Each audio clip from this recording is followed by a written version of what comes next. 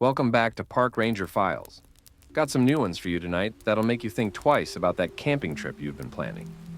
Subscribe if you haven't already, and let me know in the comments which story hit different for you. Story 1. I don't work for the Park Service anymore, and this is why. I got stationed at North Cascades National Park about 4 years ago. Beautiful place, right?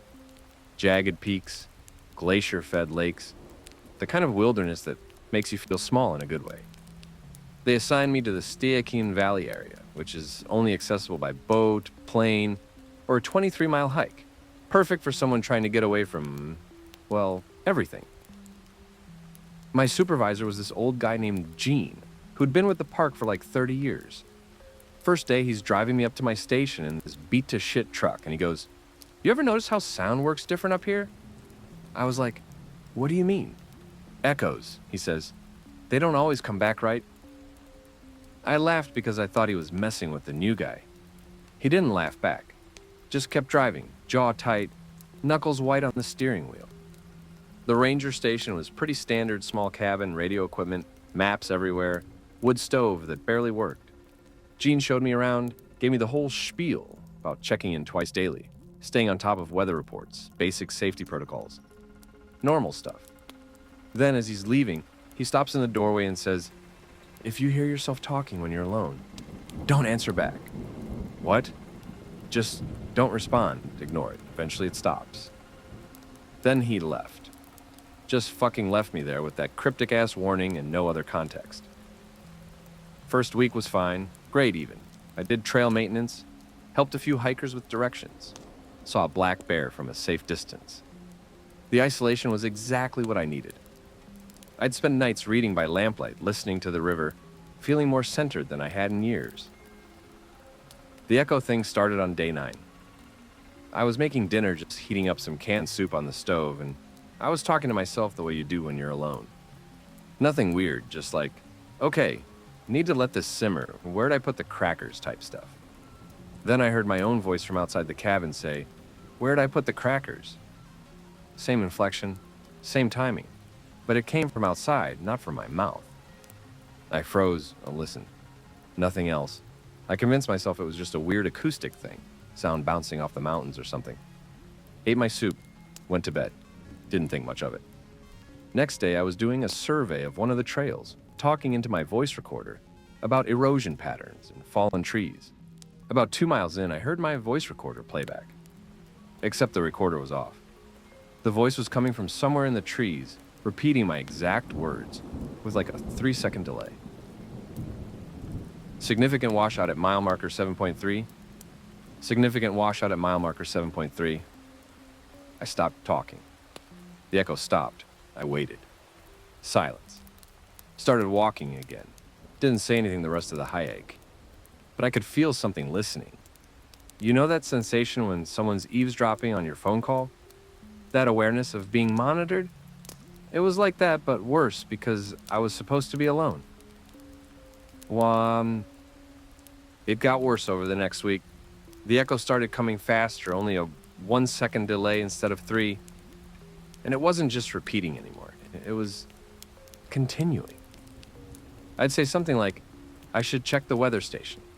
And the echo would add, "Before the storm hits." Things I was thinking, but hadn't said out loud yet. I radioed Gene, told him what was happening. Long silence on the other end. Then, "How close is it getting?" "What do you mean, how close?" "The delay. How long between when you speak and when it speaks back?" "I don't know, like a second." Another long silence.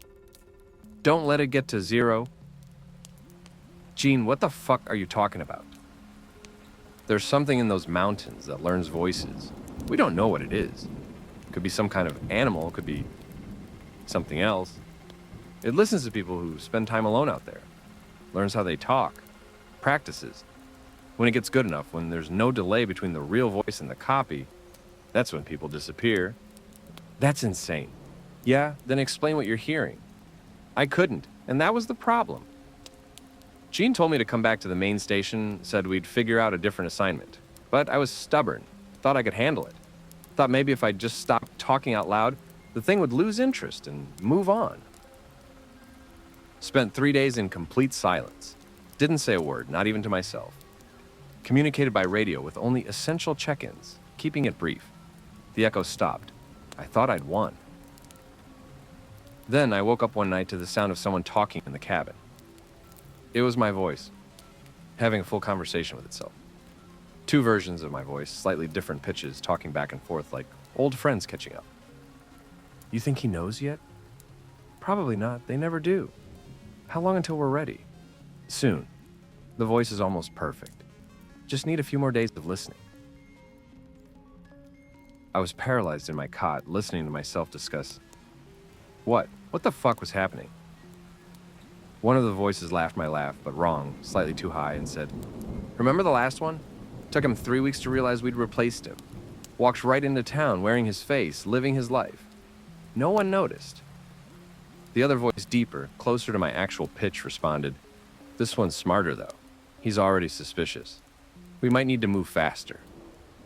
I grabbed my flashlight and flipped it on. Nothing. Empty cabin. Just me. But I could still hear the voices coming from right where I was pointing the light. They didn't stop when I turned on the light. They just kept talking. He's listening now. Good. Let him listen. Let him understand. Understand what? I said it out loud before I could stop myself. Both voices stopped. Silence. Then, in perfect unison, that we're better at being you than you are. I packed my shit in under 10 minutes. Didn't care about proper procedure, didn't care about my assignment. I hiked out that night using my headlamp, 23 miles of rough trail in the dark because there was no fucking way I was staying until morning. The whole hike, I could hear voices in the woods, my voice, having conversations with itself, debating which route I would take, predicting my next move. Sometimes it was ahead of me on the trail, sometimes behind. Sometimes it sounded like it was right next to me, matching my pace step for step. At one point, I heard my voice say, "He's going to trip on that route in 3, 2, 1. And I swear to God, I tripped on a route I hadn't even seen. Made it to the trailhead at dawn. Gene was waiting there with his truck, like he knew I'd be coming. Didn't say anything, just handed me a thermos of coffee and drove me back to the main station. "How'd you know?" I asked. "Everyone who stays at that station long enough calls for extraction in the middle of the night," he said. "Usually takes about 2 weeks. You lasted 12 days. That's pretty good, actually. What is it, Gene? What the fuck is out there?" He shook his head. "Wish I knew. Been happening since before I started. My supervisor told me about it. His supervisor told him. Goes back decades. People spend time alone in certain parts of this park, and something starts copying them, learning them. The prevailing theory is it's trying to replace us. Learn to be human well enough to integrate into society. Has it ever succeeded?" Gene didn't answer, just kept driving. I put in my resignation the next day. Gene didn't try to stop me. He did give me one piece of advice, though. If you ever hear your own voice when you're alone, anywhere, not just in the mountains, don't engage with it. Don't try to figure out if it's real or not. Just leave. Because once it's learned you well enough to copy you, it doesn't forget. It keeps that information. And it might decide to use it someday. That was 4 years ago. I live in Phoenix now, work in IT, surrounded by people and noise and concrete. Safe, right? Except last week I was working late, alone in the office. Everyone else had gone home. I was talking to myself while debugging some code. Okay, so if I move this function here, then call it from... When I heard my voice from the empty cubicle next to mine, finish the sentence. The main loop that should fix the memory leak. The delay was 0. It had found me. I haven't been back to that office. Called in sick, then just quit over email. Now I'm trying to figure out where to go next. Because here's the thing that really fucks me up. How do I know I'm still me? What if I'm not the original? What if I'm the copy and the real me is still out there in those mountains and I just have his memories, his thoughts, his identity? But I'm actually the thing that learned to be him. How would I even know the difference? If you started hearing your own voice when you were alone, how long would it take you to realize you might not be the original anymore? Story 2. I was working at Great Smoky Mountains National Park, doing the fire watch rotation. They've got these old observation towers scattered around, most of them automated now, but they still send rangers up to do visual confirmation during high fire risk seasons. It's boring as fuck most of the time. You sit up there with binoculars, scan for smoke, radio in your reports every hour. But it pays overtime, and you get a lot of reading done, so whatever. They assigned me to Tower 7, which was this rickety steel structure built in the 1950s. 60 feet tall, observation cabin at the top with 360-degree windows. My shift was 2 weeks on, 1 week off. I'd pack supplies, hike the 3 miles to the tower, and basically live up there for 14 days straight. First rotation was uneventful. Saw a lot of trees, some deer, one black bear that couldn't have cared less about me. Second rotation, same deal.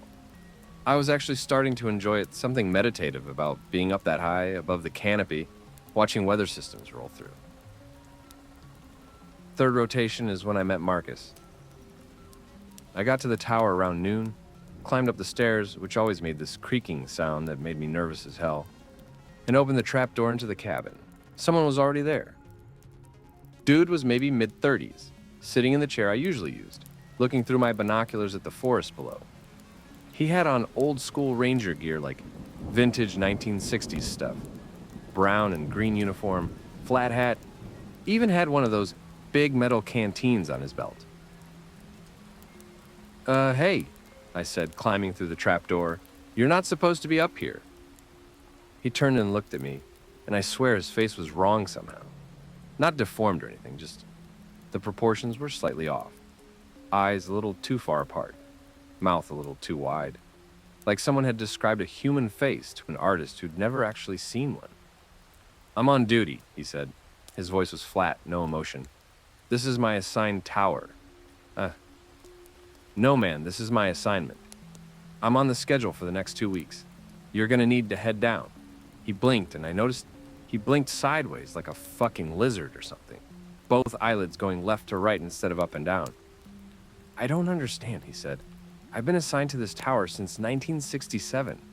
Why would they send someone else? Okay, so this guy was clearly not right in the head.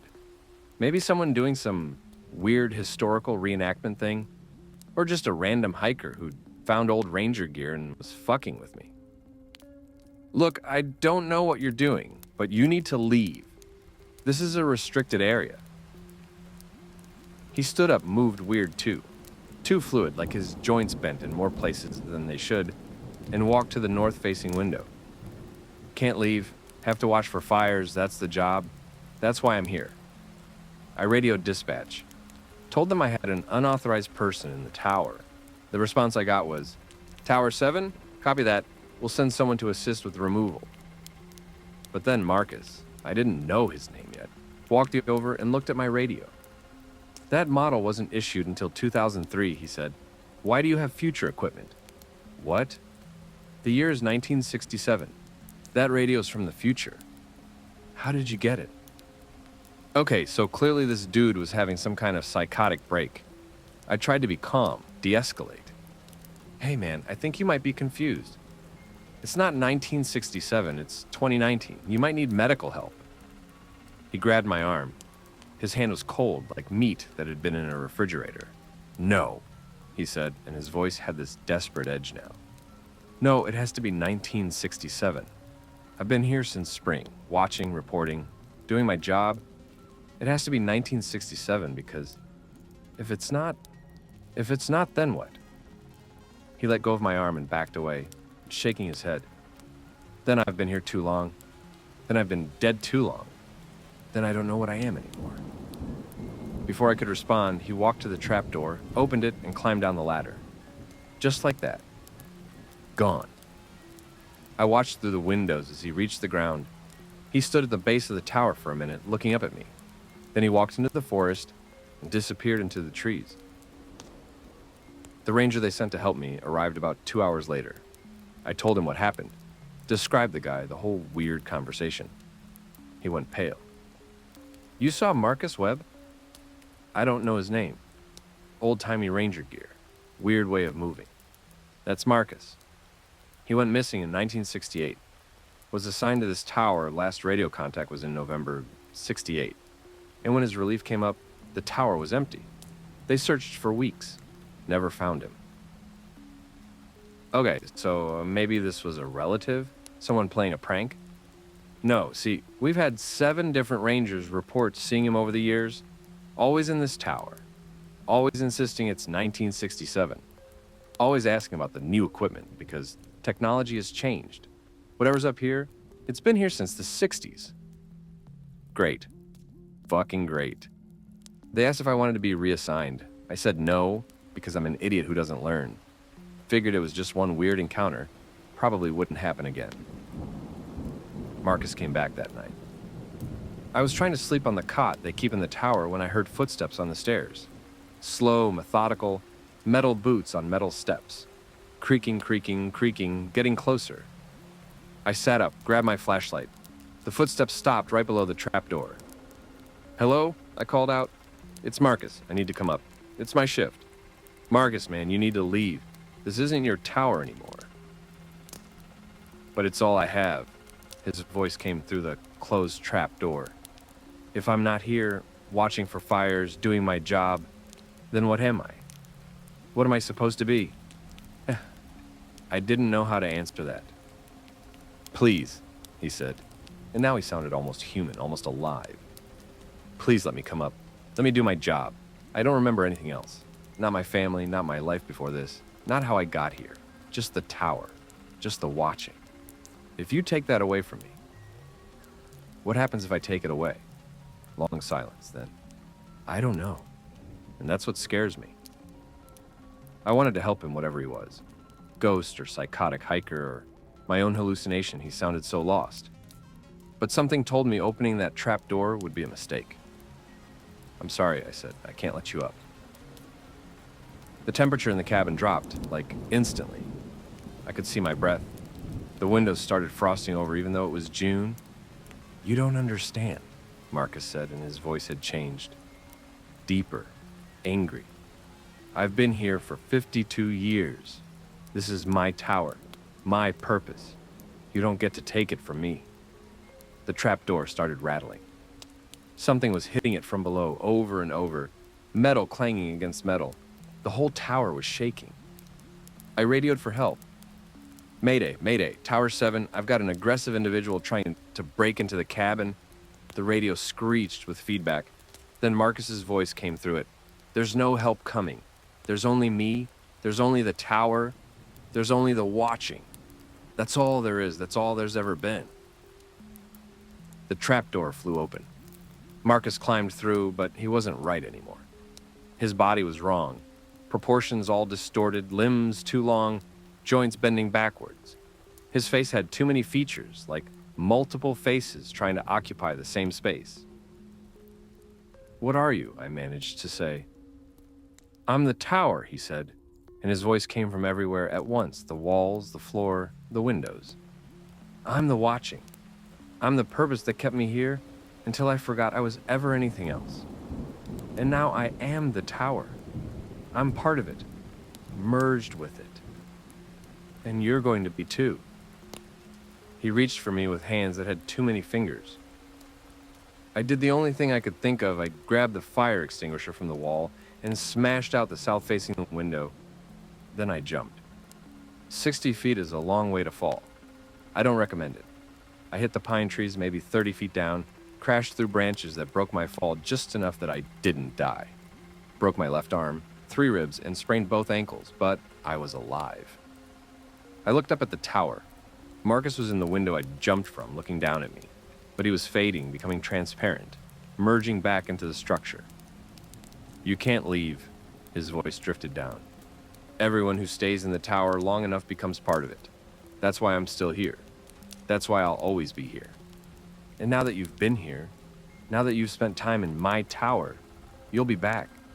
You'll feel the pull, the need to climb those stairs again, to sit in that chair, to watch. I crawled away, made it about half a mile before the rescue team found me. Took 3 months for my injuries to heal. They wanted me to go back to work after that? I said fuck no. But Marcus was right about one thing. I feel the pull. Every day I think about that tower, about the view from up there, about the peace of watching the endless forest, about how simple it was, just sit, watch, report. No other concerns, no other thoughts, just the tower and the watching.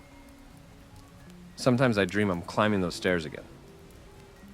And in the dreams, Marcus is waiting at the top, but he's not alone anymore. There are others. All the rangers who stayed too long. All the watchers who forgot they were ever anything else. They're all part of the tower now. And they're waiting for me to come home. I moved to Florida, as far from mountains and forests and observation towers as I could get. But I still wake up some nights and I can hear it, the creaking of metal stairs, the sound of wind against observation windows, Marcus's voice calling me back to finish my shift. The really fucked up part? I want to go. Some piece of me wants to climb those stairs, sit in that chair, and just watch. Forever. Until I forget I was ever anything else. Until I am the tower. Would you rather die or live forever merged with the place, forgetting piece by piece that you were ever human? Story 3. I was doing trail maintenance at Acadia National Park in Maine. Beautiful place. Rocky coastline. Lots of day hikers. Super popular with tourists. Not the kind of place where you expect weird shit to happen because there's always people around, right? My job was basically making sure trails were clearly marked, repainting blazes, replacing signs that had gotten damaged, that kind of thing. Pretty straightforward. Except I started noticing that some of the trail markers were wrong. Not like damaged or weathered. Wrong. Like there'd be blazes painted on trees that led off the official trail. New blazes, fresh paint in the exact style and color we used, but leading to paths that weren't on any map. First time I noticed it was on the Jordan Pond path. I was repainting the blue blazes when I saw a fresh blue mark on a tree about 10 yards off the trail, pointing into the woods. Figured some vandal is trying to confuse hikers, which is dangerous as hell. So I followed it to see where it went, planning to paint over the fake marks. The blaze led to another tree with another mark, then another. They formed a clear trail, zigzagging through the woods, going deeper into an area that wasn't part of the park's official trail system. After about a quarter mile, the blazes stopped at a small clearing, and in the center of the clearing was a cairn, one of those stacks of rocks that hikers sometimes make. But this one was weird. The rocks were arranged in a perfect spiral pattern, getting smaller as they went up. And on the top was a rock that had been painted with a symbol I didn't recognize. Some kind of asterisk shape with curved lines radiating from it. I took a photo, documented the location, and hiked back to report it. My supervisor looked at the photo and went quiet. "Where did you find this?" I told him. He pulled out a map and marked the location. Then he pulled out a file drawer and started going through old reports. "These show up every few years," he said. "Unauthorized trail markers leading to clearings with cairns. We don't know who makes them or why. We paint over the marks, dismantle the cairns, and they always come back. Different locations, but always the same pattern." So what? Is it some weird hiker cult or something? We thought that at first. Set up trail cameras, tried to catch whoever was doing it. Never saw anyone. The marks just appear. And here's the weird part. Hikers who follow these fake trails don't always come back the same way they left.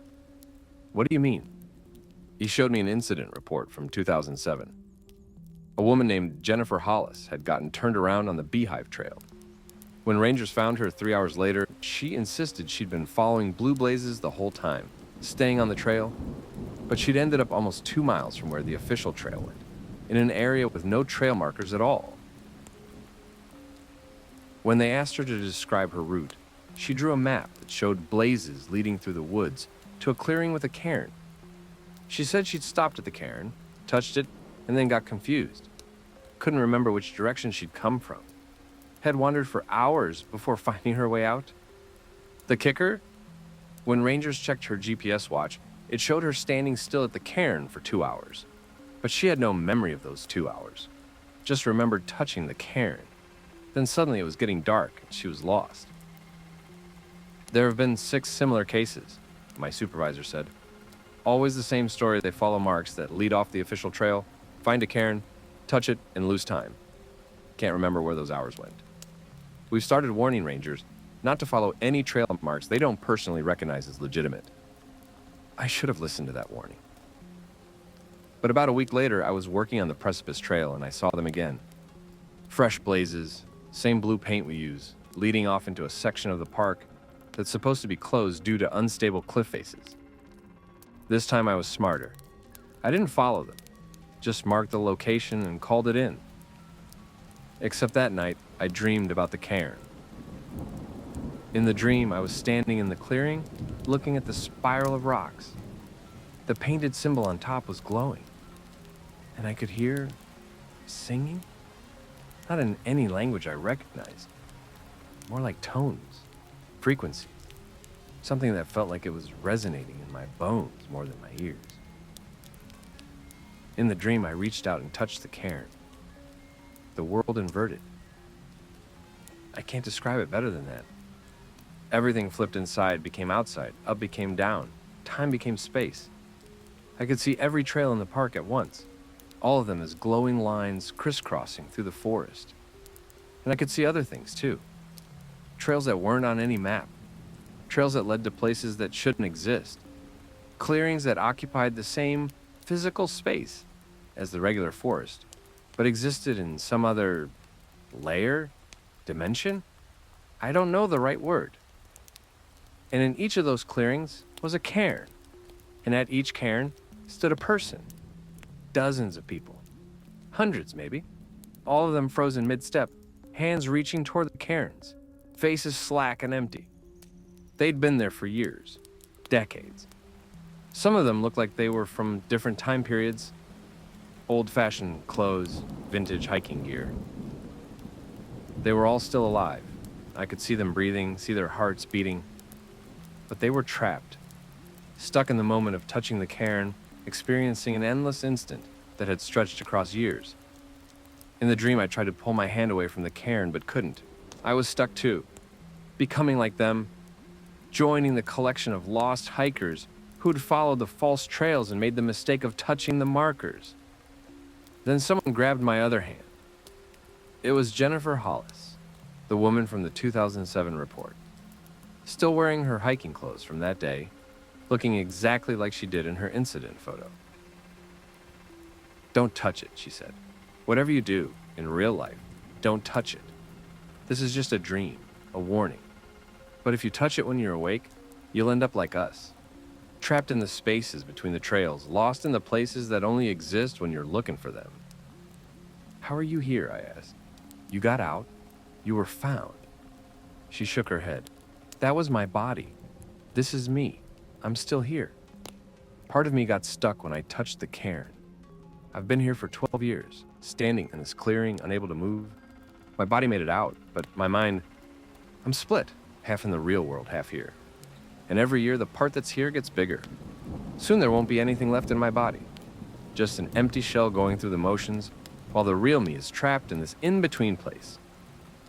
"Who's doing this? Why?" "The trails themselves," she said. "Not the physical paths, the concept of trails. The idea of following markers, trusting blazes, believing that paint on trees will lead you somewhere safe. That idea is alive somehow. It wants to grow. It makes new trails, marks them, leads people into places where they can feed it. Every person who touches a cairn adds to its strength. We're all part of it now. Part of the trail system that exists parallel to the real one." I woke up in my tent sweating, heart pounding. It was just a dream, I told myself. Stress from the job, anxiety about the weird trail markers, my brain processing the stories my supervisor had told me. Nothing real. Except when I checked my hands, there was dirt under my fingernails. The kind of dirt you get from touching rocks, from touching a cairn. And I had no memory of leaving my tent during the night. I called in sick for a week. Didn't go back to the park. Tried to convince myself I'd sleepwalked. Had a realistic nightmare. Nothing supernatural. But then I started seeing the marks in other places. Not in the park, in the city, on buildings, telephone poles, street signs, little painted symbols, the same asterisk with curved lines design that had been on the cairn. And when I saw them, I'd feel this pull, this urge to follow them, to see where they led. I started noticing other people following them too, or maybe they'd always been following them and I just hadn't noticed before.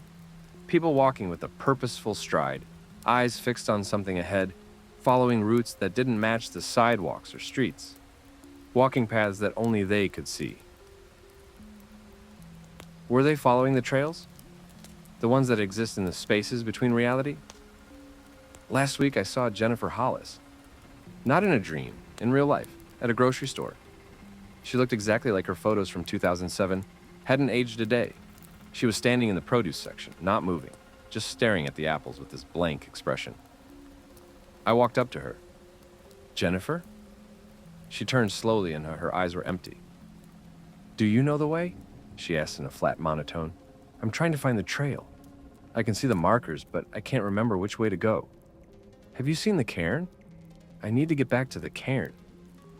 Jennifer, you need help. The trail is calling, she interrupted. Can't you hear it? The markers are everywhere now, leading us all back. Back to the clearings, back to the cairns, back to the places between places where we belong. She walked away, moving with that same purposeful stride I'd seen in the other people, following a trail I couldn't see. I looked around the grocery store, saw 5 other people doing the same thing, moving through the aisles in patterns that didn't match normal shopping behavior, following invisible paths, walking trails that existed in some other layer of reality. How many people in the world are following false trails right now? How many have touched the cairns and gotten part of themselves stuck in those in-between places? And how many are slowly having more and more of themselves pulled into those spaces until there's nothing left in their bodies but empty shells walking invisible paths? I quit my job, moved away from Maine, trying to ignore the symbols I see painted on every third street corner, trying not to follow the pull I feel toward clearings that shouldn't exist. But I dream about the cairn every night now. And each night I'm a little closer to touching it. Each night a little more of me gets stuck there. How long before there's nothing left of me here? Do you ever feel like you're following a path without knowing why, pulled forward by something you can't quite see? Story 4. I don't care if you believe this or not, I'm just telling you what happened, because I need to tell someone, and nobody at the Park Service will talk about it on the record. I worked at Yellowstone. Everyone knows Yellowstone geysers, bison, tourists doing stupid shit near wildlife. What people don't know is that we've got this weird thing with campsite assignments. See, Yellowstone has hundreds of campsites. Some are first come, first served, some are reservations only. Standard stuff. But there's this one campsite, we'll call it Site 301, because that's not its real number, but close enough that has some fucked up rules. Here's how it works. Site 301 shows up in our reservation system randomly. Not on a schedule, not in any pattern we can predict. It'll just appear in the available sites for a few hours, someone will book it, then it disappears from the system again. Might be weeks or months before it shows up again. Sus? When I asked my supervisor about it during training, she got this look on her face. You know the look. I really don't want to talk about this, but I have to look. Site 301 is complicated, she said. When someone books it, we honor the reservation. We give them a map to the location. We check them in normally. But we also tag their reservation with a special code. What kind of code? The kind that means we need to monitor them closely. And the kind that means if they don't check out on time, we don't go looking for them right away. Why the hell not? She pulled out a binder, actual physical binder, not digital records, and showed me the history of Site 301. First documented case was in 1982. Family of 4 booked the site for 3 nights. Never checked out. Rangers went to investigate after a week. Found the campsite empty. Tent still standing, gear all there, car parked at the trailhead. No signs of struggle. No indication of where they went. Search teams combed the area for days. Never found them. But here's the weird part.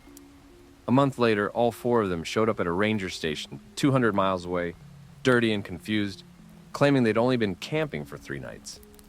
Had no memory of the missing month. And they all had the same story. They'd set up camp at Site 301, gone to sleep, and when they woke up, it was time to pack up and leave. 3 nights had passed normally from their perspective. Except it had been a month. And they'd traveled 200 miles without knowing it. Medical exams showed weight loss consistent with a month of minimal food intake. But they weren't dehydrated or starved, just thinner. And none of them could explain the gap. The binder had 23 similar cases. Different years, different people, same pattern. Book Site 301. Camp there for a few nights. Disappear from the regular timeline. Reappear somewhere else weeks or months later with no memory of the missing time. So why do we still let people book it? I asked. Because we can't remove it from the system. We've tried multiple times, it just keeps coming back. And if we deny the reservation when someone books it, they get insistent, aggressive even. Like something is compelling them to stay at that specific site. It's easier to let them book it and monitor the situation than to fight with them about it. This sounded insane. But I was new, needed the job, didn't want to rock the boat. Figured it was some weird, bureaucratic quirk that had a rational explanation I wasn't seeing. So, then I met Marcus Chendot. He showed up at my station to check in for Site 301. Nice guy, mid-30s, solo camping trip. Said he'd been trying to book this specific site for years and had finally gotten lucky. Why this particular site, I asked, while processing his permit. I don't really know, he said, and he looked confused by his own answer. I have to camp there. I've been having these dreams about it. This clearing in the forest, really peaceful, perfect place to set up a tent. I see it so clearly in my dreams that I started searching for it on maps. And when I saw Site 301 was available, I knew that was it. That was the place from my dreams. Red flags everywhere. But what was I supposed to do? His reservation was valid. I gave him the map to Site 301, which is weird in itself because the location isn't on any official park maps, just this photocopied hand-drawn thing we keep in a locked drawer, and marked his reservation with the special code. Hey, I said as he was leaving, do me a favor? Check in by radio every day. Just a quick everything's fine type thing. Can you do that? Sure, no problem. He checked in that evening. Set up camp, everything normal. Dot checked in the next morning. Had a good night's sleep, saw some elk. Weather was nice. Dot didn't quote T check in that afternoon. Or evening. Or the next day. Dot we gave it 3 days protocol for Site 301 is to wait 3 days before investigating because that's usually when the missing time starts becoming apparent. I went with 2 other rangers to check the site. Found it exactly like all the previous cases. Tent still standing, sleeping bag still in it, camp stove set up like he was about to make dinner.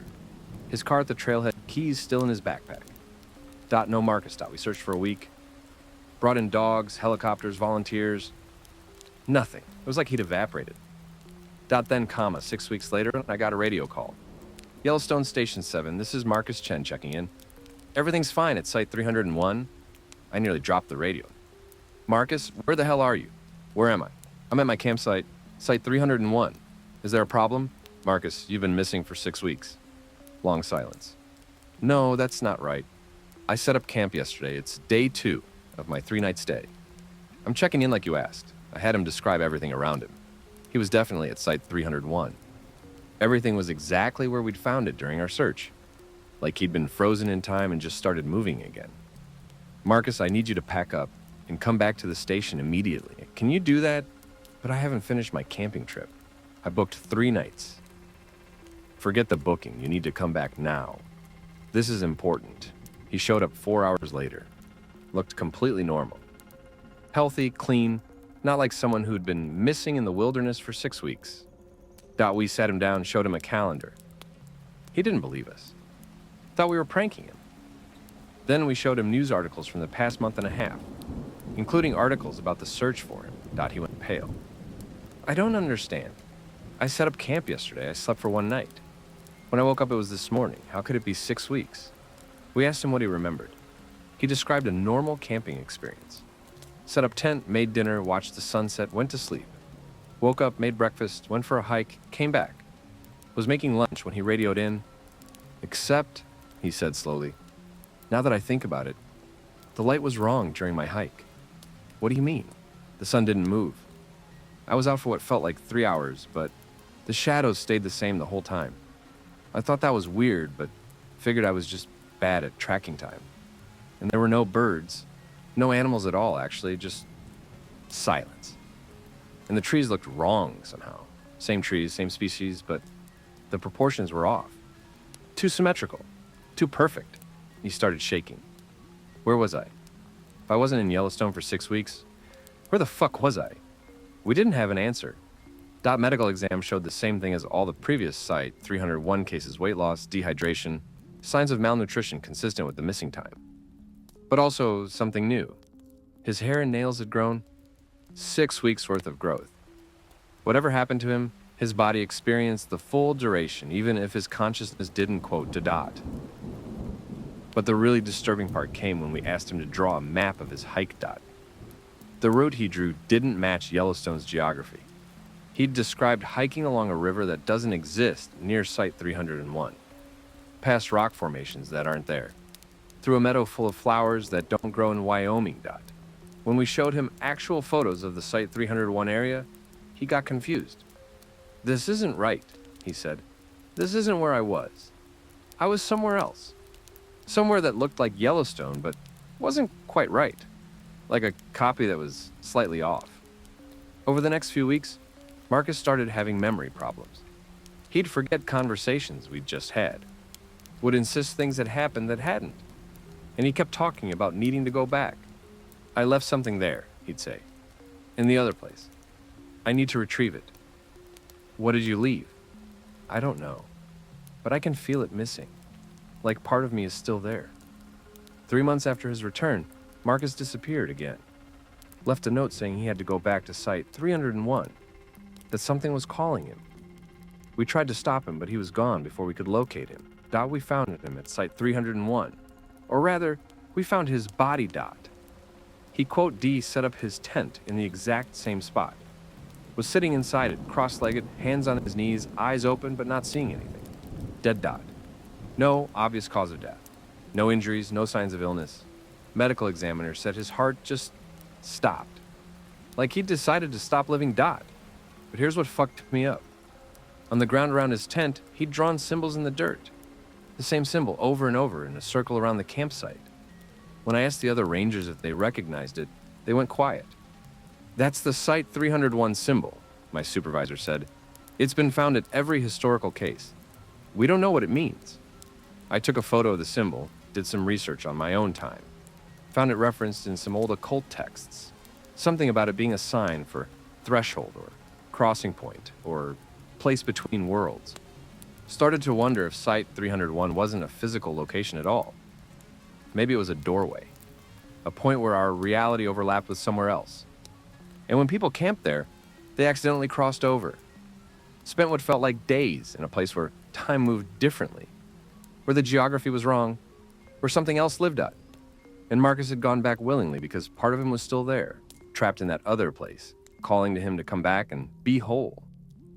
I put in my transfer request the next week, got assigned to a nice safe desk job at a park, with no mysterious campsites. Dot.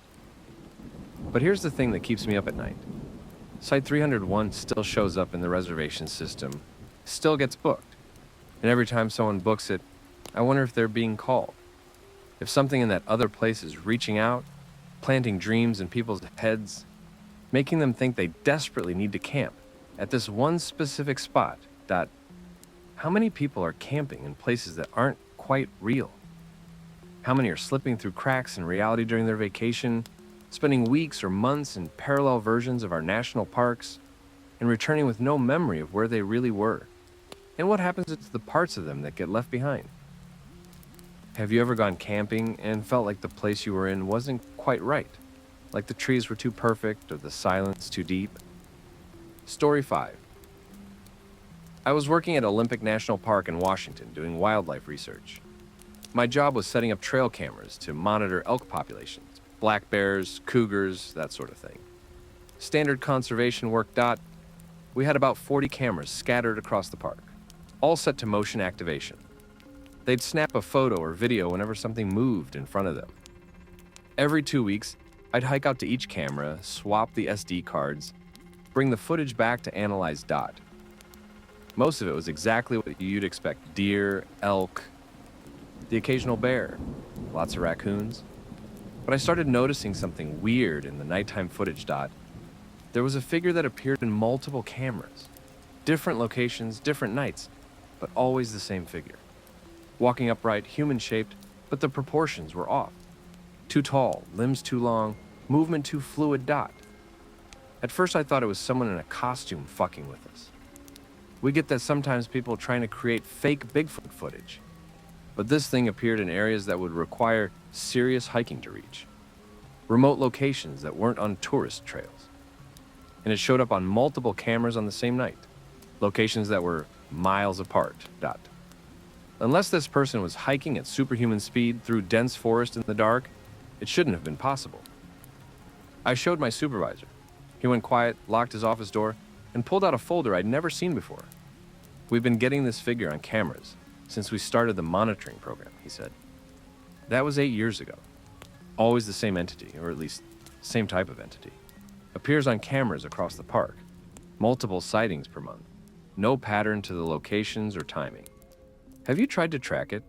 Follow it? 3 times. All 3 times the rangers who went looking for it came back different. Different how? Changed. First one was a guy named Tom Porter. Spent a week trying to track the figure. When he came back, he couldn't explain what he'd found, just said it was wrong, and put in for early retirement.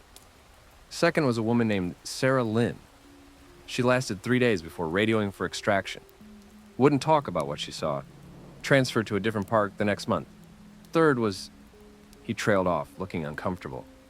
Third was what? Third never came back. Went out to investigate, never returned. Search and rescue found his camera equipment at one of the sites where the figure had been photographed. His last recorded video showed him following tracks into a ravine. Then the camera got shut off. We found it 3 days later, footage deleted except for one clip. He pulled up a video file on his computer. The footage was dark, shot at night with an infrared camera. It showed what looked like a tent interior. You could hear breathing heavy, labored breathing, then a voice whispering, "It's not an animal. It's not human. I don't know what it is, but it knows I'm following it, and it's aware. God, it's so aware. It's looking at me right now, even though I can't see it. I can feel its attention on me, like a physical weight." The camera shifted, pointing toward the tent entrance. For just a frame, maybe 2 frames, you could see something outside. A shape that was almost human, but fundamentally wrong. The proportions, the way it stood, the angle of its limbs. Then the footage cut out. That was 5 years ago, my supervisor said. We never found him. And we made a policy decision to stop investigating the figure. We document it, we monitor it, but we don't pursue it. Whatever it is, it's been in this park longer than we have, and it doesn't want to be understood. I should have listened to that policy. But I'm a scientist. I needed to know. So I set up additional cameras. Higher quality, better night vision, faster frame rates. Put them in locations where the figure had been spotted most frequently. For 3 months, I got nothing unusual. Then one night I got everything. All 12 of my special cameras activated within a 10-minute window. All of them showed the figure, moving through the forest in a pattern that formed a perfect circle around my research station. It was hunting me, or studying me, or claiming territory. I don't know which. The last camera to activate was the one I'd mounted above my cabin door. The footage showed the figure standing in front of my cabin, just standing there, completely motionless for 7 minutes. Then it raised one of its 2 long arms and pointed directly at the camera. It knew I was watching. I packed up that night. Didn't wait for morning, didn't file a proper notice. Just grabbed my essentials and hiked out in the dark. Never went back. The Park Service asked me to submit a final report. I wrote that the research was inconclusive and recommended discontinuing the program. They accepted my resignation without question. But I still have those SD cards. I've watched the footage hundreds of times trying to understand what I'm looking at. And I've noticed something new each time I watch. The figure isn't avoiding the cameras. It's posing for them. Every shot is framed perfectly. The figure positioned to show its full form, like it wants to be documented, like it's making sure we know it's there. Why question mark? I don't know. But I think about that missing ranger, the one who went looking for it and never came back. And I wonder if he found it. Or if it found him. And I wonder which of those is worse. If you found footage of something that shouldn't exist, would you want to find out what it is? Or would you run as far away as possible? Story 6. This one fucked me up because it started so normal. I was supervising a volunteer program at Rocky Mountain National Park in Colorado. We'd get college students, retirees, nature enthusiasts, people who wanted to help with trail maintenance, visitor education, wildlife monitoring, whatever needed doing. One of my volunteers was this older woman named Margaret. She was probably in her 70s, retired teacher, super enthusiastic about nature. She'd been volunteering with us for 3 summers in a row. Everyone loved her. Except Margaret had this weird habit. Every few days, she'd ask to be assigned to the same area, this specific section of trail near Bear Lake. She'd say she just really enjoyed it there, found it peaceful, wanted to help maintain it. Fine, whatever. People get attached to places. I assigned her there when I could. But then one of the other rangers, guy named Chris, pulled me aside. Hey, you notice Margaret's always at that same trail section? Yeah, she likes it there. Right, but have you watched what she does there? I hadn't. I just dropped her off, picked her up at the end of the day, assumed she was doing trail work. Chris showed me footage from a trail camera we had set up to monitor a bear den in that area. The footage showed Margaret walking off the trail, going deep into the forest, way past where volunteers are supposed to go. She'd stop at this specific spot, just a random patch of forest floor, and she'd start digging. Not with tools, with her hands, digging in the dirt for hours. Then she'd stop, fill the hole back in, and return to the trail. Resume normal volunteer activities like nothing had happened. What the hell is she looking for? Chris asked. I didn't know. I watched more footage. Margaret did this every single day she volunteered. Same spot in the forest, same digging behavior, same careful filling in afterward. I confronted her about it gently because she was a sweet old lady and I didn't want to embarrass her. Margaret, I noticed you've been going off trail in your volunteer area. Can you tell me what you're doing out there? Her face went blank, like completely expressionless.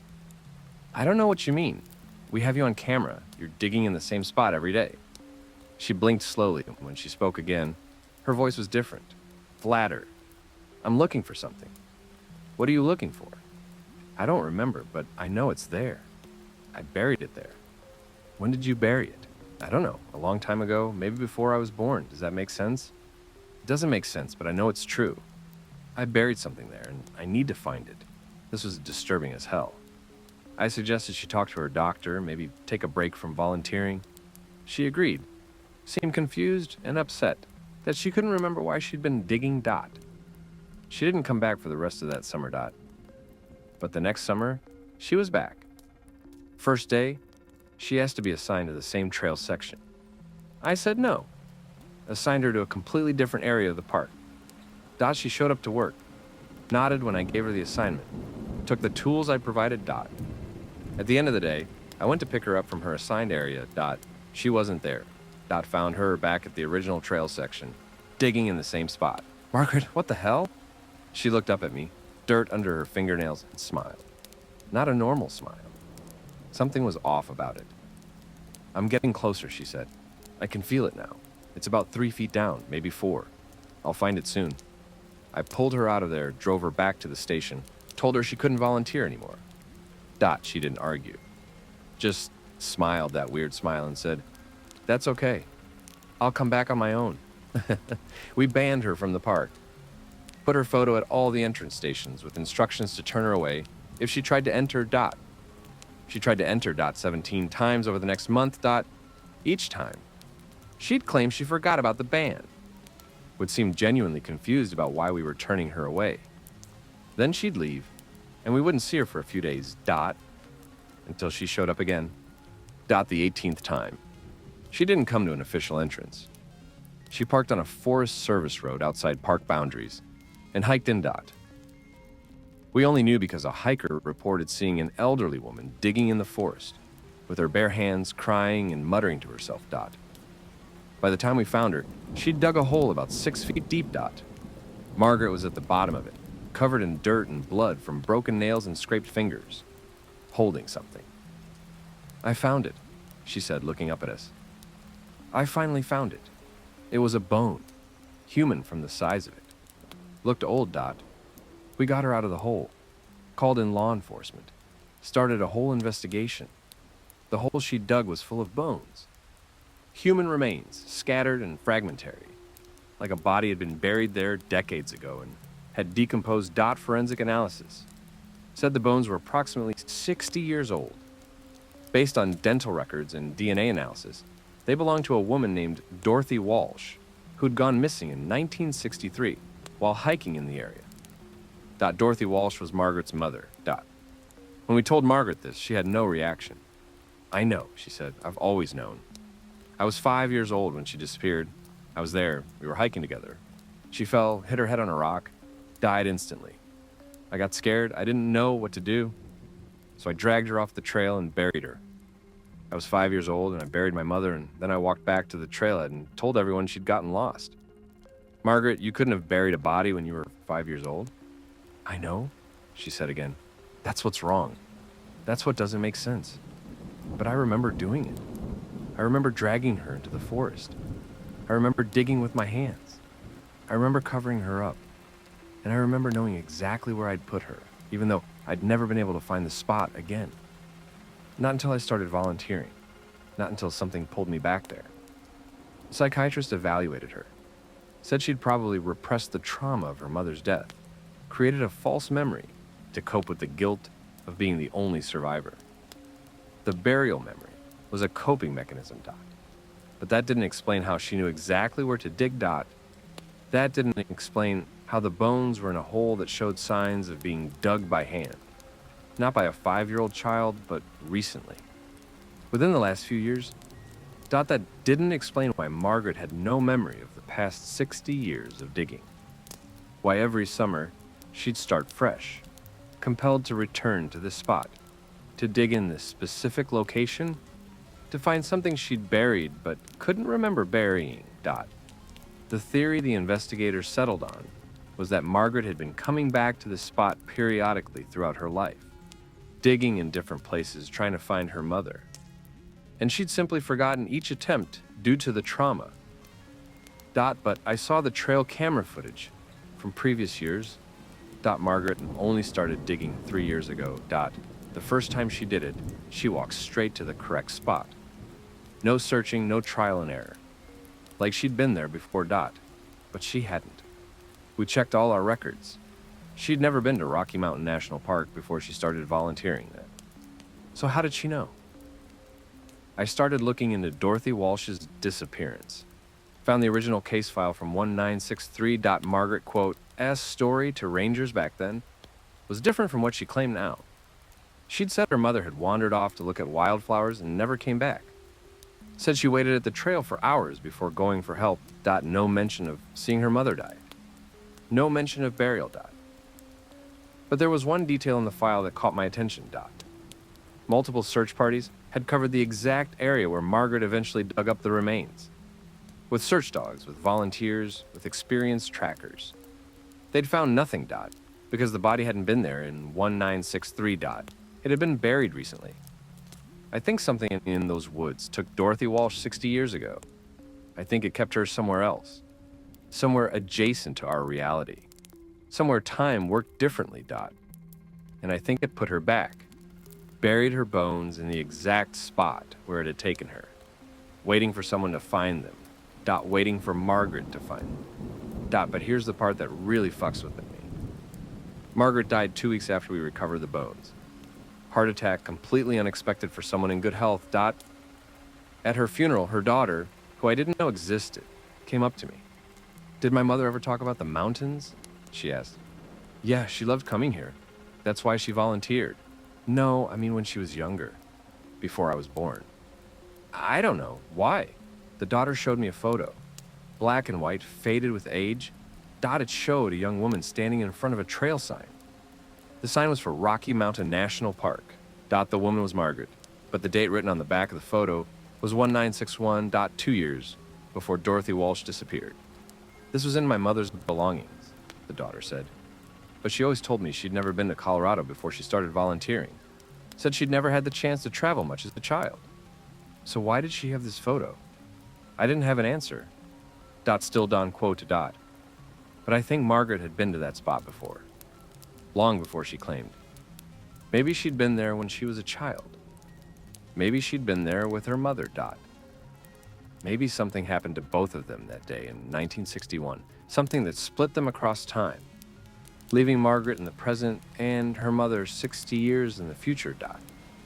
And maybe Margaret spent her whole life compelled to return, driven by a memory she couldn't quite access, searching for something she'd lost but couldn't remember losing, Dot, until finally it'll let her find it. The digging spot is still there. I've checked there, quotes on nothing special about it, just dirt and rocks and tree roots, But sometimes when I walk past it, I feel watched, And sometimes I feel the urge to dig, just to see what else might be buried there, just to see what else might be waiting to be found, What would you do if you felt compelled to dig in a specific spot, but couldn't remember why? Story 7. I was a wildland firefighter based out of Boise, Idaho. We'd get deployed to fires all over the West California, Oregon, Washington, Colorado, wherever they needed crews. Brutal work, but I loved it. There's something about fighting fire that makes you feel alive, you know? The adrenaline, the teamwork, the sense of doing something that matters. Every crew has a radio network. We're all on the same channel, constant communication, calling out hotspots, coordinating water drops, checking on each other's positions. It's essential for safety. If you can't reach someone on the radio, that's when you worry. During the 2018 season, I was on a crew fighting a fire in Northern California. Big one. Thousands of acres, multiple crews working it. We'd been there for 6 days making progress, getting containment lines established. Day 7, we started hearing another voice on our radio channel. It wasn't anyone from our crew. Wasn't anyone from the other crews either. We checked with command, they didn't have record of this person, didn't know who they were or what crew they were with, but the voice kept communicating. It would call out fire behavior. Heavy smoke visible at Sector 7. And we'd check Sector 7 and yeah, there was heavy smoke there. The information was accurate. It would warn about shifts in wind direction. Northwest wind picking up, recommend repositioning Crew 3. And command would verify the weather data. And yeah, the wind was shifting exactly like the voice said. Whoever this was, they were helping, providing good intel. We figured maybe it was someone from a different agency, on a similar frequency. Some overlap in radio channels, their transmissions bleeding over into ours. We started trusting the information, following the advice. The voice became part of our operation. Then on day 9, the voice said something different. Crew 2, you need to evacuate your position immediately. Fire is moving faster than projected. You have approximately 7 minutes before it reaches you. Crew 2 radioed back. Negative, we have a good containment line here. Fire behavior is moderate. We're staying put. The voice responded, and this is the part that still gives me chills. I'm looking at you right now. I can see the fire behind you. It's moving through the crowns. You can't see it yet, but it's there. Trust me. Get out. Who is this? Crew 2's captain demanded. Identify yourself. Someone who's been here before. Get your crew out, now. Command checked the satellite data, the weather models, the fuel moisture content. Everything indicated Crew 2's position was safe. But something about the voice, the certainty, the urgency, made them order an evacuation anyway. Crew 2 pulled back. 6 minutes later, a crown fire came through their position, moving at speeds that shouldn't have been possible given the conditions. If they'd stayed, they'd all be dead. How did you know? We asked the voice. What data are you seeing that we're not? I'm not seeing data. the voice said. I'm seeing the fire. I'm watching it. I'm in it. In it. The voice wasn't coming from another crew. It was coming from inside the fire. Over the next week, the voice kept helping us. Predicted fire behavior with impossible accuracy. Warned us about hazards before they became visible. Saved lives multiple times. But we started noticing patterns in when it communicated. The voice only spoke during active fire runs. When the fire was calm, burning slowly, the voice would go silent. But when the fire started running hard, crowning through trees, making big moves, that's when we'd hear from it. Like the fire itself was talking to us. Command tried to triangulate the radio signal. Couldn't. It was coming from everywhere and nowhere, like the transmission was diffused across the entire fire area. One of the guys on my crew, older firefighter, been doing this for 20 years, pulled me aside. I've heard this before, he said. Different fire, same thing. Voice on the radio giving perfect intel, helping us stay safe. But here's the thing. I did some research after that fire. Went through the old incident reports. Found references to the same phenomenon going back to the 1950s. Wildland crews reporting mysterious radio transmissions during major fires. Voices that provide accurate information but can't be identified or located. So, what is it? Theory is, he said, looking uncomfortable, it's other firefighters. Ones who died in fires. They're somehow still there, still fighting, still trying to help. Like their last moments got burned into the landscape. And when there's a big enough fire, they can communicate through it. That's fucking crazy. Yeah, then explain who we're talking to. I couldn't. The fire burned for another 3 weeks. The voice stayed with us the whole time, guiding us, protecting us. We started thinking of it as our guardian angel. Until the last day. We'd gotten full containment and were just doing mop-up, checking for hot spots. The voice had been quiet for hours. Fire was basically out, just smoldering stumps and ash. Then the radio crackled. I need to tell you something before I go, the voice said. Who are you? I asked. Tell us who you are. My name was James Corrigan. I died in the Cedar Fire in 2003. I was with a crew that got trapped, and I've been here ever since. In the fire. Part of it. When it burns, I can think again. I can see again. I can help. When it's out, I'm just nothing. Just ash and memory. That's impossible. I know how it sounds, but I'm telling you because you need to understand something. I'm not the only one here. There are dozens of us, hundreds maybe. Every firefighter who's died in a wildland fire, we get caught somehow, burned into the carbon cycle. We're in the smoke, in the ash, in the heat. And when there's a big enough fire, when there's enough energy, we can manifest, we can communicate. We try to help because we couldn't save ourselves. Yeah. The radio went quiet. I thought the transmission had ended. Then, there's another fire starting, 40 miles north of your position. Lightning strike about 10 minutes ago. It's going to be bad, worse than this one. Steep terrain, heavy fuel loads, and the wind is about to shift. You need to get resources there fast. Command checked. Found the smoke from a new start exactly where the voice had indicated. James, I said, are you going to be there? At the new fire? I don't know, the voice said.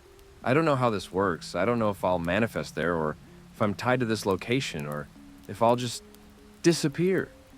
But if I'm there, if you hear me, I'll do what I can to help. Thank you, I said.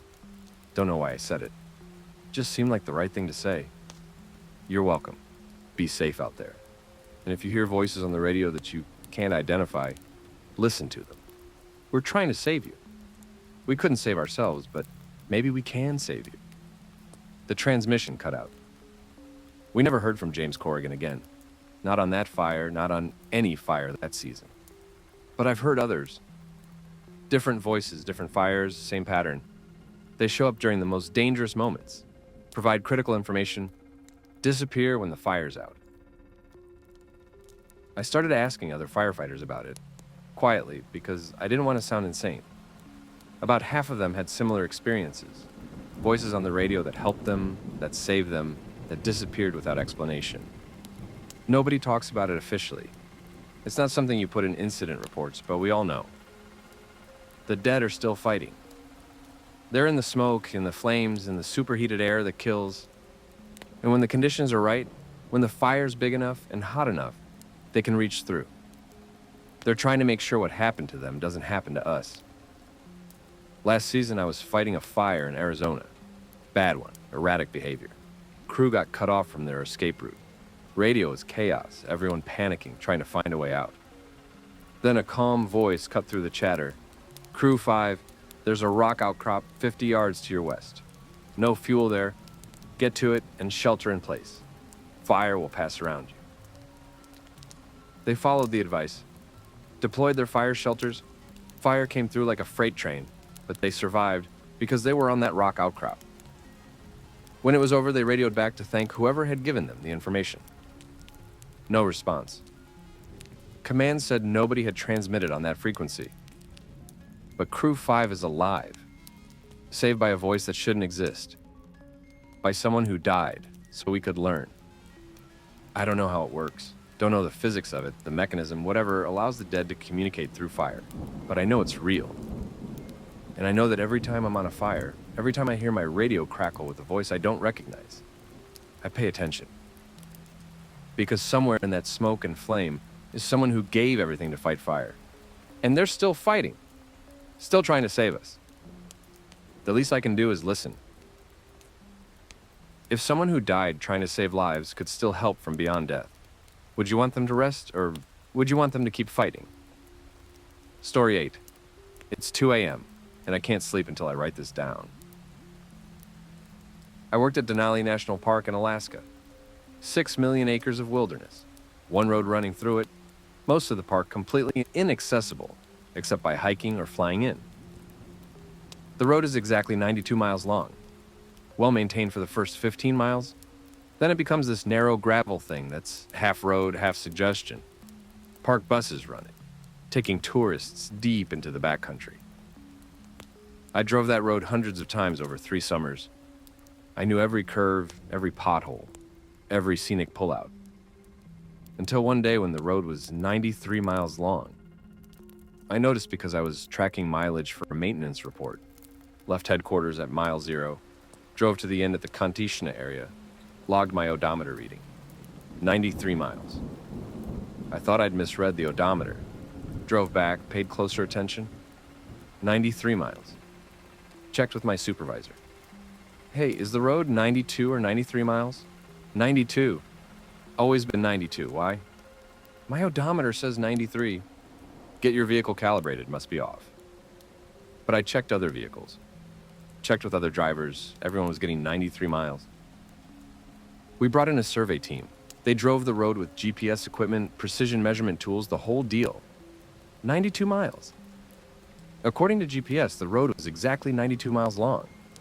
But according to every vehicle odometer, it was 93. There was an extra mile somewhere that existed physically, but not spatially. Or existed spatially, but not physically. I don't know how to explain it. The survey team drove the road again, this time stopping every miles to place markers. They'd drive one measured mile, put down a marker, note the odometer reading, continue. At the end, they had 92 markers, each one exactly 1 mile apart according to GPS. But the odometer showed 93 miles traveled. Somewhere on that road, there was an extra mile that vehicles experienced, but instruments couldn't detect. We started paying closer attention, trying to figure out where the anomaly was. Drivers started reporting strange experiences around mile marker 47. They'd be driving along, normal road, then they'd hit this section that felt off, longer than it should be. Like they were driving through something that had more space folded into it than should be possible. One driver described it as driving through a place that was stretched, like taffy, so that you covered more distance than you physically moved. I experienced it myself. I was driving a survey route, watching my odometer, when I hit the section around mile 47. The road looked normal. Same gravel, same curves, same mountains in the distance. But I drove for what felt like 2 miles, even though I'd only gone past 1 mile marker. Checked my watch, only a minute had passed. Normal time for 1 mile at my speed. But I felt like I'd been driving longer, seen more landscape pass by. It was like the road had more road in it than it should. We set up a camera at mile marker 47, pointing down the road, reviewed the footage of vehicles driving through. Everything looked normal. Vehicles entered the frame, drove through the section, exited the frame at normal speed. Timestamps showed no anomalies. But we also set up sensors to count wheel rotations, to measure exactly how far vehicles traveled through that section. The sensors showed vehicles were traveling 1.2 miles through a 1 mile section of road. 20% more distance than should exist. Where was that extra distance? We brought in geologists, physicists, mathematicians. They couldn't explain it. The road existed in normal three-dimensional space. No spatial anomalies, no wormholes, no sci-fi nonsense. But vehicles experienced more distance there than instruments could measure. Then people started reporting missing time. Not much, just a minute or two, but consistently. Drivers would enter the stretch around mile 47 at, say, 3 p.m. They'd emerge on the other side, and their watches would show 3:02 p.m. But they'd been driving for 4 or 5 minutes. Missing time. Or compressed time. Or time that was somehow folded into that extra mile. One theory was that the road passed through a space where distance and time were decoupled, where you could travel farther than you moved, or move without traveling, or something equally nonsensical. But why? I started researching the history of the road. Found something interesting.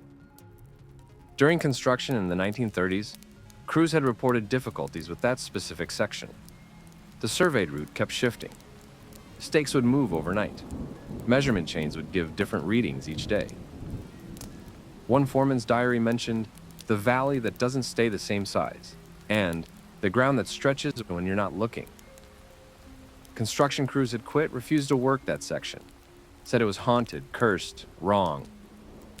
Eventually, they just built the road through as fast as possible and didn't look back. And ever since, that section has had more distance in it than it should. I started wondering what else might be different in that extra mile. What if time and distance weren't the only things that were wrong there? What if other things were different too? I drove through slowly one evening, really paying attention. And I saw them. People. Standing beside the road, watching vehicles pass. Not park visitors, not anyone I recognized. They were dressed wrong, old-fashioned clothes, like from the 1930s or 40s, standing motionless, just watching. I blinked and they were gone. Mentioned it to another ranger. She went quiet. You saw them too? Yeah, the watchers. I thought I was hallucinating. Turns out lots of drivers had seen them over the years. Standing in that section around mile 47, watching the road with expressions that suggested they were seeing something other than what was actually there. Like they were watching a different version of the road. A road that existed in that extra mile. A road that overlapped with ours, but wasn't quite the same. We don't talk about it officially. It's not something you can put in a report. But drivers know. Around mile marker 47, you drive carefully. You don't stop. You don't make eye contact with anything standing beside the road. And you accept that you're going to experience more distance than you travel, more time than passes, more reality than should exist. Because that's the missing mile. The mile that exists in the space between normal geography and somewhere else. The mile where people from another time watch our vehicles pass, maybe wondering why we're driving through their world without seeing them. The mile that's been stretched to accommodate something that doesn't fit in normal space. I don't work at Denali anymore. Moved south, took a job at a park with normal roads that have normal mileage. But I think about that extra mile a lot. About how space can have more room in it than measurements show. About how distance might not be as fixed as we think. About how there might be places that exist between the places we know. And I wonder if there are other missing miles. Other roads that have more length than they should. Other journeys that take you farther than you travel. Other spaces folded into our world. Invisible to instruments, but experienced by anyone who passes through. How many times have you driven somewhere and felt like the trip took longer than it should? What if you were right? What if you passed through a missing mile and never knew it? Have you ever driven a route that felt longer than the map said it should be? Like the road had extra distance folded into it? Story 9. Most national parks have protocols for lost children. Search procedures, communication plans, resource allocation, all designed to find kids as quickly as possible. But some parks have a second protocol. The one they don't advertise. The one they only tell rangers after they've been on the job for a while. I learned about it during my second year at Glacier National Park in Montana. We had a standard lost child case. A 7-year-old boy had wandered away from a family picnic near Lake McDonald. Parents reported him missing at 3 p.m. We launched search operations immediately. Standard procedure: establish last known position, set up search grids, bring in dogs, check common areas where kids tend to go. By 8 p.m., we hadn't found him. Started expanding search radius, calling in additional resources. My supervisor pulled me aside. "We need to talk about the other possibility," she said. "What other possibility?" She looked around, made sure nobody else was listening. "There's a pattern we've noticed over the years. Sometimes kids disappear in the backcountry, and we don't find them through normal search methods, but they come back on their own." "Okay, so they were just lost and they found their way out?" "No, they come back different, and they all have the same story." She handed me a file. Inside were incident reports going back 40 years. All lost children in Glacier, all found safe, all with variations of the same experience. They'd been taken care of by the quiet people. That's what the kids called them, the quiet people. According to the children's accounts, they'd gotten lost and started to panic. Then the quiet people would appear adults who didn't speak, who communicated through gestures and expressions, who would lead the children to a safe place and keep them there until they could be returned. The children described being taken to places that seemed familiar but slightly wrong. Campgrounds that looked like the park's campgrounds but with different arrangements. Trails that resembled real trails but led to different destinations. They'd be given food and water, protected from weather and wildlife, kept safe for what felt like hours but was actually days. Then the quiet people would lead them back to a road or a ranger station, leave them where they'd be easily found, and disappear. Every child described the same thing: adults who looked normal but didn't quite act human, who moved too gracefully, whose faces were too symmetrical, who never blinked and never made sound. And every child was found in perfect health despite being missing for days. "What are the quiet people?" I asked. My supervisor shook her head. "We don't know. They've been part of this park for as long as we have records, maybe longer. Indigenous groups have stories about them too. Spirit guides who protect lost children, forest dwellers who keep watch over the vulnerable. So they're helpful. Seems that way. We've never had a child die when the quiet people are involved. They always come back safe, but what? The kids are different after. Not traumatized exactly, but changed. They have trouble adjusting to normal life for a while. They'll stare into space like they're listening to something nobody else can hear. They'll draw pictures of the places the quiet people took them, places that don't exist on any map.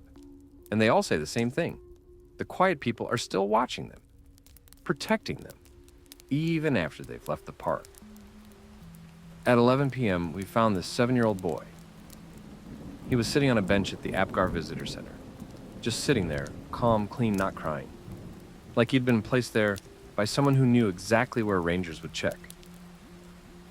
We asked him where he'd been. He said the quiet people had found him when he got lost. They'd taken him to a cabin in the woods, fed him soup and crackers, let him sleep on a soft bed. Then in the morning, they'd led him back to the visitor center and left him on the bench. "What did the quiet people look like?" we asked. "Like regular people," he said, "but they didn't talk. They just looked at me, and I knew what they wanted me to do, like they were putting thoughts in my head." "Where was the cabin?" He described the location. We checked. There was no cabin there, never had been. "Were you scared?" "No. They made me feel safe, like nothing bad could happen while they were there." We contacted his parents, reunited them, did medical evaluation. The kid was perfectly fine. Hydrated, fed, rested, no injuries, no signs of trauma. Just the drawings he made later. Pictures of tall, thin people with faces that were human but too perfect, too symmetrical, standing in forests that had too many trees, watching paths that led to nowhere. And pictures of other children, dozens of them, sitting in cabins that don't exist, being watched over by quiet people who keep them safe until it's time to return them. My supervisor told me this happens about once every 2 years at Glacier. A child gets lost. Normal search procedures don't find them. Then they appear somewhere safe, cared for by the quiet people, with stories that match all the previous cases. So, what's the protocol? I asked. When a child goes missing and we don't find them within the first day, we keep searching, but we also wait, because the quiet people will bring them back. They always do, usually within 48 hours. And we just accept this. We don't investigate. We don't try to find out who or what these quiet people are. We did try. In the 80s, rangers attempted to track the quiet people, set up surveillance, followed children who'd been returned, tried to find the places they described. Know what they found? What? Nothing. The quiet people don't exist when we're looking for them. They only appear to lost children, like they exist in a version of the park that's only accessible to kids who are scared and alone, a protective layer of reality that activates when it's needed. I thought this was insane, but then it happened on my watch. 10-year-old girl, separated from her family on a hike. We searched for 2 days, found her on the third day, sitting at a trailhead, looking healthy and calm. Same story, the quiet people, the safe place, the feeling of being protected. And she drew the same pictures. I tried to find her drawings' locations, used her descriptions, her maps, her detailed accounts of landmarks. Found nothing. The places she described didn't exist. Or they existed somewhere else.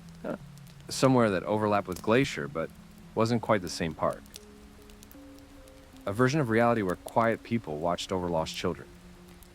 A version that only became accessible when kids needed it most. I put in for transfer after that. Couldn't handle the implications. If there's a parallel version of parks where protective entities keep the children safe, what else exists there? What other beings might occupy those overlapping realities? And what happens if something that's not protective uses the same access points? Before I left, my supervisor gave me one more piece of information. Not every park has quiet people, she said. Some parks have other things. Things that take lost children and don't bring them back. Things that use the same mechanism, those overlapping realities, but for different purposes. We don't talk about those cases. We just mark them as normal tragedies and try to forget. How do you know which parks have quiet people and which have the other things? We don't, not until a child goes missing. Then we wait and hope the quiet people are the ones who respond. That's what fucked me up. The idea that our national parks exist in multiple versions simultaneously. That lost children slip between realities without knowing it. That there are benevolent forces protecting some of them. And malevolent forces taking others. And we don't know which until it's too late. I work in urban planning now. Indoors, away from forests, away from places where reality has layers. But sometimes I see kids at playgrounds who have that same distant look. That same way of staring into space like they're listening to something others can't hear. And I wonder if they've met the quiet people. If they've been to the safe place. If they're still being watched over by forces we don't understand. And I wonder if that's a comfort or a curse. If something was protecting your child in a way you couldn't understand or verify, would you be grateful or terrified? Story 10. When you quit the National Park Service, you do an exit interview. Standard stuff, why are you leaving? What could we improve? Would you recommend the job to others? But some rangers get a different kind of exit interview. The off-the-record kind. I got one of those. 3 days after I submitted my resignation from Grand Canyon National Park, I was told to report to a conference room at regional headquarters. Not the local office, the regional one, 3 hours away. I showed up and there were 4 people I'd never met. No uniforms, no name tags, just suits. Have a seat, one of them said. They asked me basic questions at first, how long I'd worked for the Park Service, which parks I'd been stationed at, what my duties were. Then they asked the real questions. During your time at Grand Canyon, did you experience anything unusual? I thought about lying, but something told me they already knew. Yeah, I said. I saw things I couldn't explain. Describe them. So I did. I told them about the tourist I'd found sitting on the rim at 3 a.m., staring into the canyon, who claimed she'd been there for 5 minutes, but had actually been missing for 3 days. I told them about the voices I'd heard coming from below the rim. Not echoes, but actual conversations in languages I didn't recognize, coming from places no human could be. I told them about the trails that appeared on no maps but showed clear signs of heavy foot traffic. I told them about the ranger who'd worked there for 20 years who mentioned casually one day that the canyon was older than it should be and deeper than we can measure and wouldn't elaborate. They took notes, asked follow-up questions, didn't seem surprised by anything I said. How did these experiences affect your decision to leave? They asked. I couldn't do it anymore. Couldn't pretend everything was normal when I knew it wasn't. Couldn't keep telling tourists the canyon is 277 miles long and up to 18 miles wide and 6,000 feet deep when I'd seen things that suggested those numbers are wrong or incomplete or measuring the wrong version of the canyon. They nodded like this made perfect sense. Then they showed me a map. It was a map of the United States with national parks marked, but there were additional markings I didn't recognize. Symbols, color codes, notations. What is this? I asked.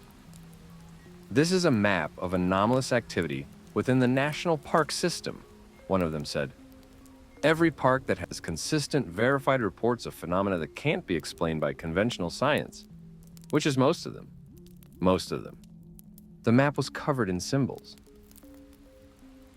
We've been documenting these anomalies since the Park Service was founded, they continued.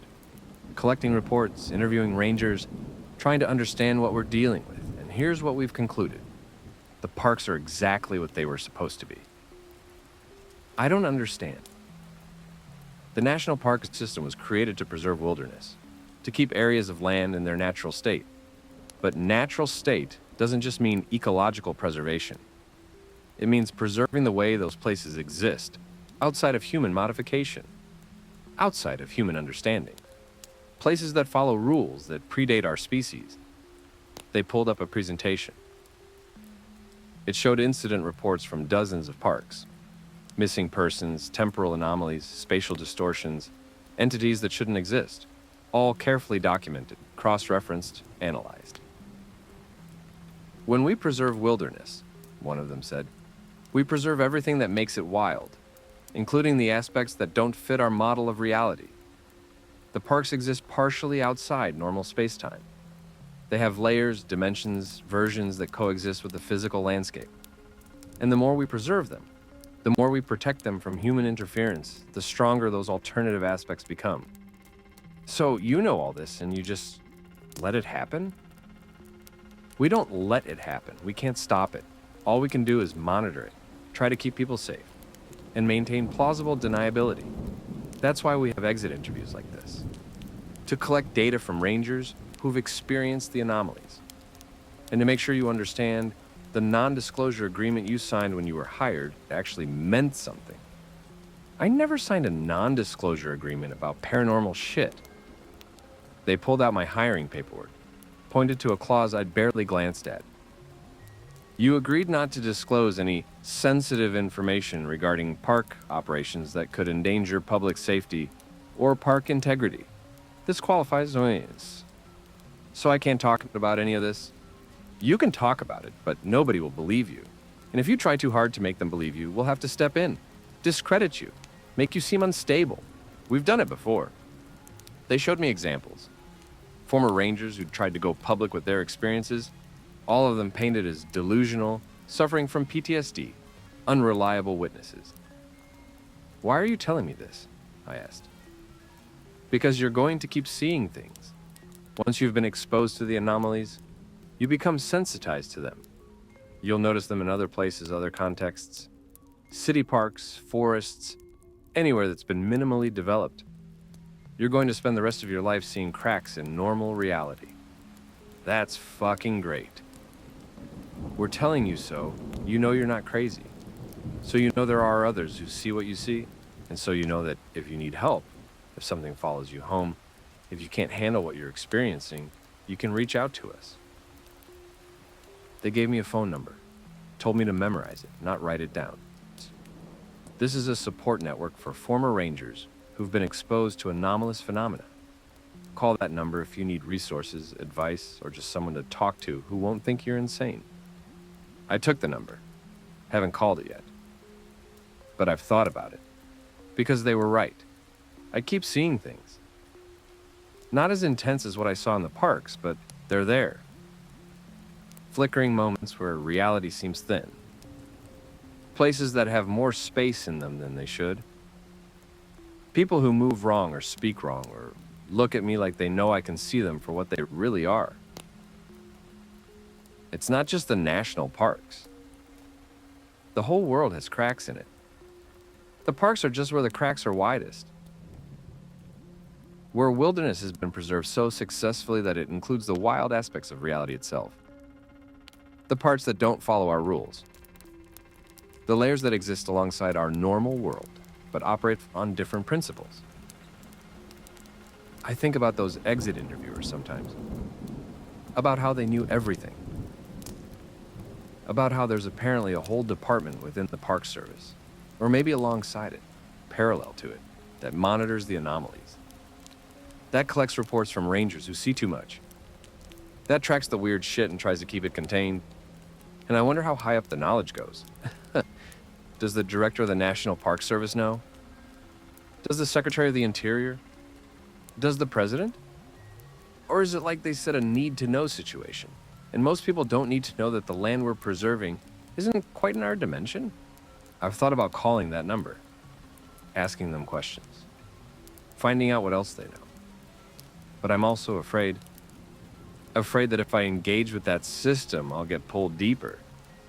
I'll end up like those exit interviewers, people who know too much, who've seen too much, who spend their lives monitoring the cracks in reality from the shadows. So I just live with it. Live with knowing that the parks are more than they seem. That wilderness preservation means preserving things we don't understand. That reality is thinner than we think in places that have been kept wild. And that once you've worked in the parks long enough, you can never unsee what they really are. Sometimes I miss it. Miss the forests and mountains. Miss the sense of purpose. But then I remember why I left. Remember the things I saw? Remember that ranger who'd been there for 20 years? The one who said the canyon was older and deeper than we measure. I looked him up after my exit interview. Hey, he'd died 3 years earlier. He fell into the canyon during a routine patrol. They found his body 2 miles down. But here's the thing that fucks me up. His last radio transmission, the one made right before he fell, was him describing what he was seeing below the rim. It goes deeper, he'd said. So much deeper than the maps show. I can see the layers. I can see how far down it really goes. It's not a canyon, it's a crack. A crack in everything. And there's something at the bottom. Oh God, there's something at the bottom, and it's looking up and it sees me, and transmission ended. When they recovered his body, his eyes were still open, staring downward. At depths we don't have names for. I think about him a lot. About what he saw in his final moments. About what's at the bottom of the crack.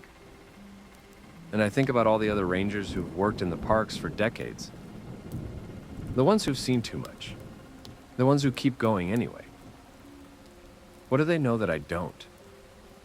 What are they watching for? What are they protecting us from?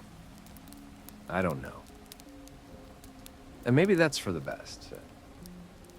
But sometimes late at night, I think about calling that number. Just to ask. Just to know.